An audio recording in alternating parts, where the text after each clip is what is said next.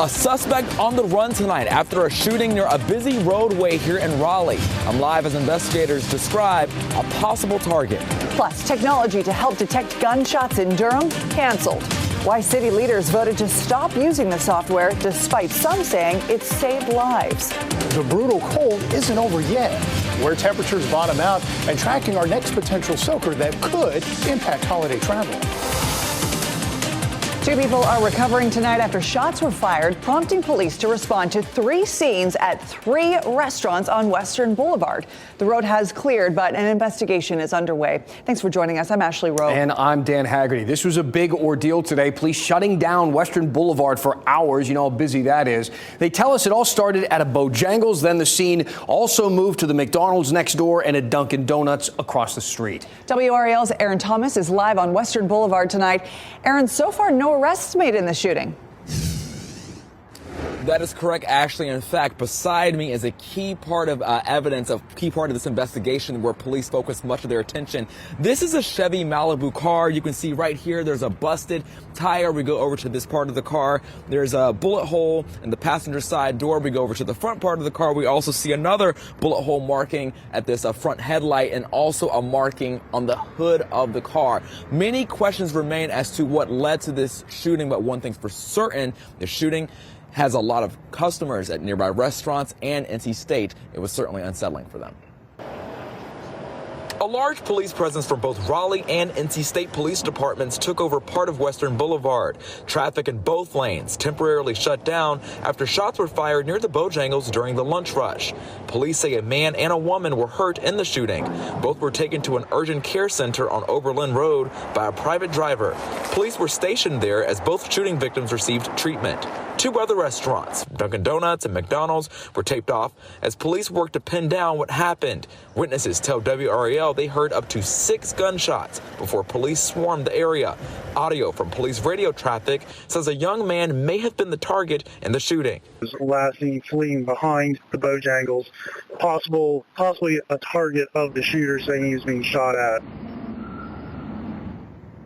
So according to police, both a man and woman were injured in this shooting. We are still trying to figure out if they were the intended targets at this point. A woman was released from the urgent care center from her injuries, and a man was taken to a hospital. Certainly a lot of questions that we're working on finding out as police work to find out a suspect and the direction that person got away. A lot to figure out. Aaron Thomas reporting live in Raleigh. Thank you.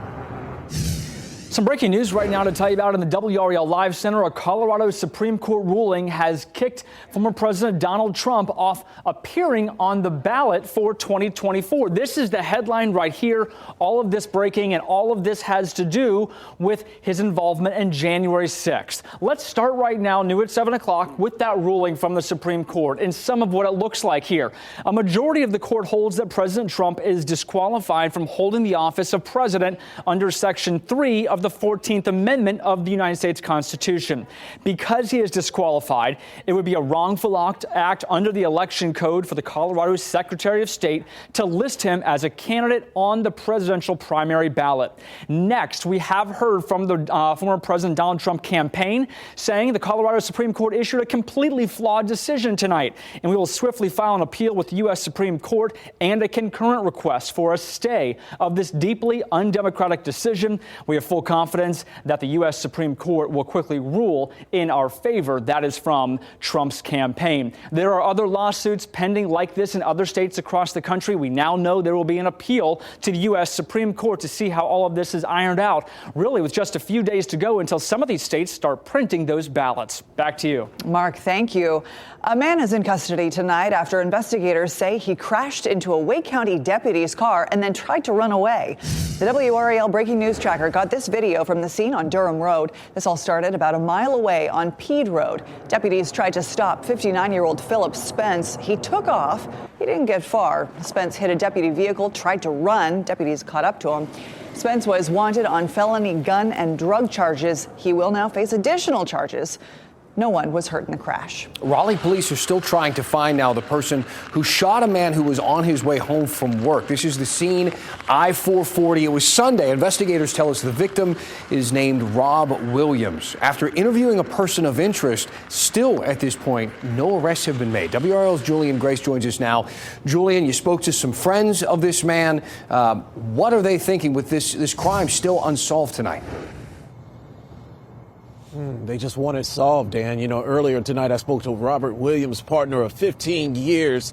He tells me he's too shaken up to do an interview at this point, but to follow back up with him later. That said, we are learning more about Robert Williams. We were told that he was a very talented handyman. His company was called Rob's Remodeling. Detectives are still trying to determine who killed Williams. Officers were dispatched here to I-440 on Sunday. Once on the scene, they spotted Williams' white van with 2 bullet holes. During the early stages of the investigation, police shared they were looking for the driver of an SUV, but did not give many details after that. A friend of Williams expressed hurt after learning about his death. I still am a little in shock, just because he is just the kindest person, and for him to be taken away, you know, from something like this, it just seems like so much injustice. Once again, police, they have interviewed the person behind that SUV that they were looking for. They did not say if that person is a suspect or possibly connected at this point. We will continue to follow up. But this is something police, they are asking tonight, Dan. If you saw anything suspicious out here on I-440 around the 4 o'clock hour between 4 and 5 on Sunday afternoon, please contact the police department. Closure is just so important for the loved ones left behind in these cases. Julian, thank you, live for us in Raleigh. The NAACP is challenging all of North Carolina's 2024 election maps. We're talking about all of them, the state Senate, the state House, and the U.S. House. In their lawsuit, the NAACP claims Republican lawmakers drew the districts in a way that lessened the voting power of black communities. They do not want the 2024 elections to be delayed because of this. This challenge asks the court to order the map to be changed by 2026. Governor Roy Cooper declared a state of emergency in Sampson and Duplin counties after all this flooding over the weekend. The DOT actually had to close down several streets in Sampson County as the storm flooded roads and yards. Spivey's Corner got about 4 inches of rain. And from a whole lot of rain to some serious cold, meteorologist Mike Mays is in the WRAL Severe Weather Center. Mike, potentially the coldest night of the year coming? Yeah, it will probably tie what we had back in November 29th of 23. High pressure's building in. We have calm winds. We have dry air. We have clear skies. Great for the temperature to tank this evening, and it's doing that. 39 right now at RDU, 34 at Roxborough, 32 already freezing at Southern Pines, close to it at Rocky Mount with 33. And here's how we cool in the triangle. I think by the time we get to 10 o'clock, when you join us at 10 on Fox 50, we're at 32, 31 at 11, 30 at 1 a.m., and bottoming out to about 23. This will be the coldest night of the next 7 days. We'll still be in the 20s for tomorrow night, but not nearly this cold. And check out Roxborough at 19, Durham's at 21, Rocky Mount's at 21, Goldsboro 22, Fayetteville's at 22. Some of the colder rural areas in the Sandhills, Ashley, could be in the mid to upper teens. Oof. Okay, Mike, thank you. A quick update for you. A Georgia man found in a vehicle in Fayetteville a month ago has died from his injuries. 44-year-old Andre Lewis was shot multiple times the night of November 15th. Police found him when they responded to a call along Center Street. That's the video you're looking at now. Lewis was taken to the hospital where he died Monday. The homicide unit has now taken over the case. Durham City Council voted 4-2 last night not to extend its contract with ShotSpotter. But one local leader says he's not done fighting for it. Extending the contract for 3 months while an independent study is underway would have cost $50,000. Mayor Pro Tem Mark Anthony Middleton has been in favor of the gunfire detection technology since the beginning. He told WRAL today after the vote he believes it has saved lives, and now that'll come to an end. I think we have to, as a city, wrap our minds around the proposition that there are some people who may die who we could have saved based upon and that's not hyperbole. We've learned through ShotSpotter that we've gotten the victims who were bleeding out and no one called 911. I want to thank those against the technology raise issues of privacy, effectiveness, and concern over police response. Middleton says he believes that vote doesn't mean the end of the technology altogether. He says he will continue to push for it. A little girl from our area dies from myocarditis brought on by the flu. Coming up, the symptoms a doctor at Duke Health says you should look for if your loved one gets sick. Plus, we pull a few more messages out of the inbox. Up next, we use your feedback to go back in depth on lottery jackpots and the housing market.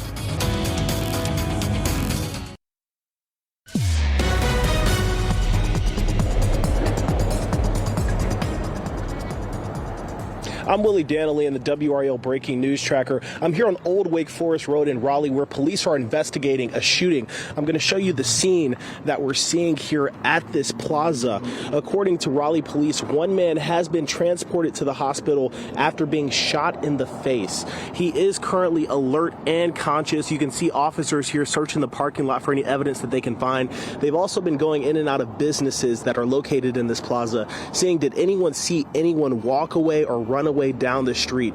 There's currently no one in custody, and they're working to search this area to see if they can get any clues on a suspect. We're going to continue to follow this story and keep you updated with what we find out. Back to you. Wow, Willie, thank you with the update there. Breaking News Tracker keeping us on top of things. So here we are, less than a week to Christmas, less than 2 weeks to the end of 2023, the beginning of a new year. As promised, before this year wraps up, we're going to dig deep into the inbox. We're going to revisit a few of the topics that we discussed in 2023. So please keep writing in, dan@WRAL.com. Your feedback and ideas, of course, help steer the conversation here during this 7 o'clock hour. And we have so much more to talk about as we head into the new year. Tonight, let's talk about two things that are seemingly increasingly more difficult to do: win the lottery and buy a home.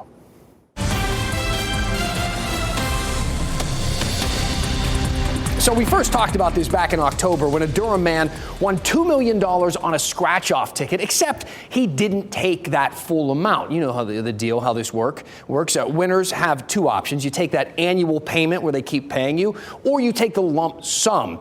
I pose the question, why does just taking the lump sum automatically shrink a $2 million prize down to $1.2 million? Why do you get penalized for wanting your winnings now? Well, you all had some ideas here. Jim wrote in and said, I'm no expert, but I think it's because of the present value of future income streams. Due to interest, NC Lottery could earn over time. A $100,000 payment per se 20 years from now might be equivalent to a $30,000 payment today. So, Jim, not bad. You're close on this one. We looked into this, and the big number that you see on the jackpot, that's not really how much the Lottery Commission actually has on hand. That's how much they could pay you if you take the yearly installments. That smaller number you see from the lump sum is actually how much money they have in that prize fund. The number making all of the headlines is what the prize fund could be worth down the line. Okay. Remember, though, this is all before taxes. For that Durham man with the $2 million scratch-off, he took home a total of $855,000 after the lump sum and then after the taxes. He decided to use that money to buy his daughter a home. That got us thinking about homes and how you can actually afford one nowadays, and how the value of the homes we talked about doubled in just the last 2 years. It's the nature of things nowadays. That's due in part to cash buyers. You see, 1 in 3 home buyers over the summer paid for those homes in cash. Now, higher mortgage rates, they sat at a 23-year high. We're supposed to bring down the overall cost of those homes, but we haven't seen that happen. And that brings us to the second part of Jim's email, where he pointed me to the mortgage rates from years ago. Jim writes, I would say rates now are honestly more normal than they are high. And again, Jim, you aren't exactly wrong. You see, mortgage rates were far higher than 7% in the 1970s, 80s, and 90s. In the late 70s and early 80s, they were around 13%. Jim says the uptick in rates today are not necessarily an entirely bad thing.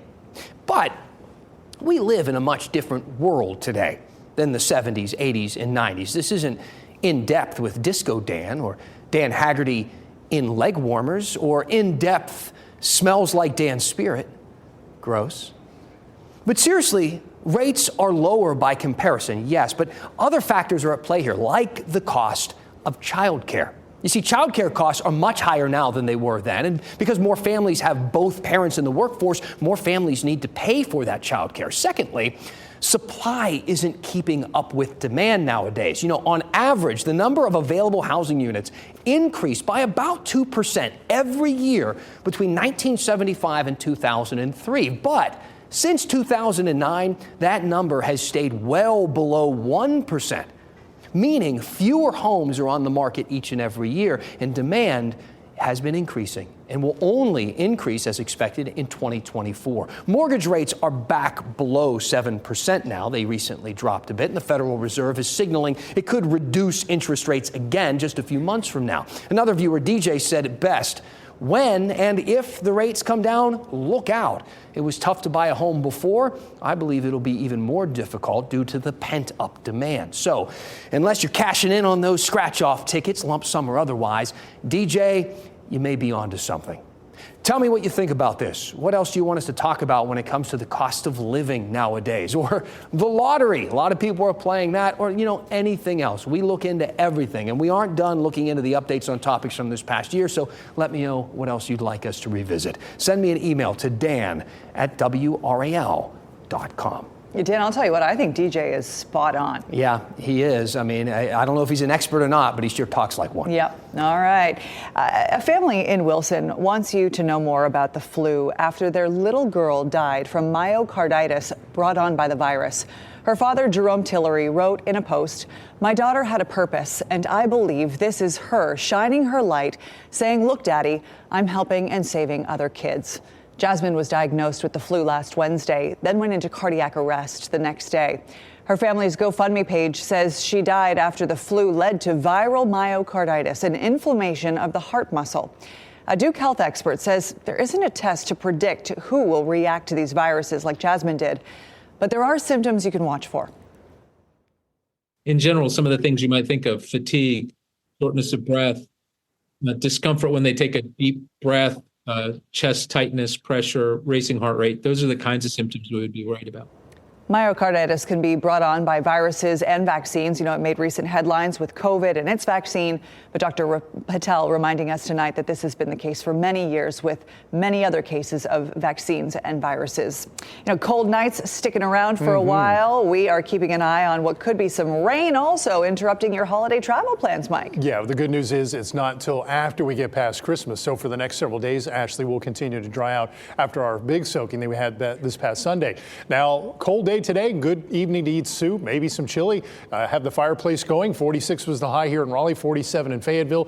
Expecting a hard freeze tonight. Wooley's Winter Wonderland feeling rather festive with the cold air right now. Some folks there going down the slide and just enjoying being out at the DBAP. 39 right now out at RDU. We have clear sky with the dew point in the teens tonight.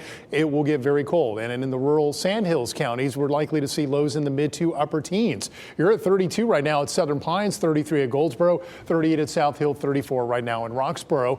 Hour by hour as we go through the evening, temperatures continue to fall. If you're going to be taking the dog for a walk this evening, dress appropriately. The good news about this evening and overnight, the winds have died down, so we're not talking about a fierce wind chill overnight or in the morning. 33 at 9 o'clock, 11 o'clock, we're about 31 degrees. So high pressure's building in. It will be with us for the next few days. You may notice, especially by Thursday and Friday, some of these thick upper level clouds will be moving in, giving us partly to maybe mostly cloudy skies at times. And then this is the culprit we're watching for next week. Christmas night, Tuesday, perhaps Wednesday as well. Initially, it'll move down to the southeast, and then eventually across the plains by Sunday. It should be over Texas, Oklahoma, and also into Kansas. So let's track it. Saturday afternoon at 5 o'clock, Futurecast showing maybe a few sprinkles here. We have about a 20% chance of rain on Saturday with an overcast sky and a high in the 50s. Sunday, Christmas Eve, not looking bad. If you have last-minute shopping to do, no worries about having to lug the rain gear around. There's Sunday evening at 6 o'clock. There's the rain off to the west. If you're trying to travel out west, on Sunday, it may be a slow go.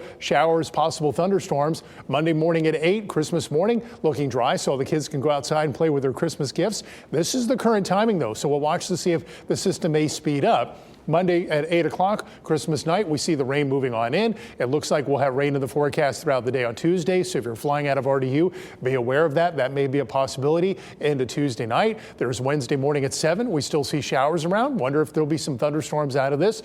In the afternoon, it moves out, but still not done with the precipitation across the Ohio Valley, as it's an upper level low that'll keep triggering some precipitation to develop. No precipitation tonight. No flurries coming down like some of us saw last night. 23 in Raleigh, 20 at Southern Pines, 18 at Roxborough. And then tomorrow we go from 46 in Raleigh today to 51 for tomorrow, 52 in Fayetteville after 47 today, 49 South Hill, 49 at Rocky Mount. 7-day forecast, the arrival of winter on Thursday will be cool, 56, 54 Friday, overcast Saturday, maybe some sprinkles, 56. Santa arrives Sunday night. Temperatures will be in the low 40s for the midnight hour. So if you're heading out to midnight mass, it'll be a little chilly. Christmas Day looks good right now. And then there's that rain on Tuesday, Ashley. You know what I'll say? At least the Tuesday rain doesn't come with super, super cold temperatures. Not at all. Not too We'll bad. watch to see if there'll be some storms. Yeah, thanks, Mike. It's been 120 years since the Wright brothers took that first powered flight. And look, everybody knows it happened in the Outer Banks. Meantime, multiple states are actually claiming this achievement for themselves. Up next, what a group of state senators are doing to find some common ground on the long disputed piece of history.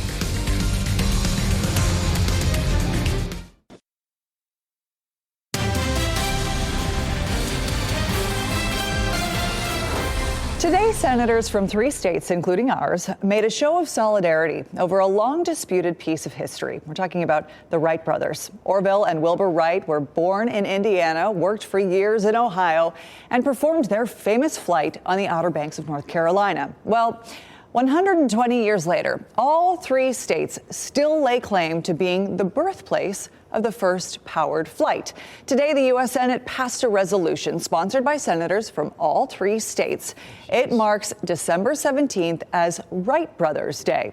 It calls on people in all states to hold programs, ceremonies, and activities every year recognizing the Wright brothers' achievement. It happened here. I'm sure, like, as they drove from Ohio down through West Virginia, they were like, hey, what do you think we're going to do tomorrow? West Virginia's not like, we should be in on that too. They discussed it here. What are we doing? Well, then the fight continues on. Sorry, senators. It's on our license plates, okay? It's ours. Thanks for making WRAL your choice for local news.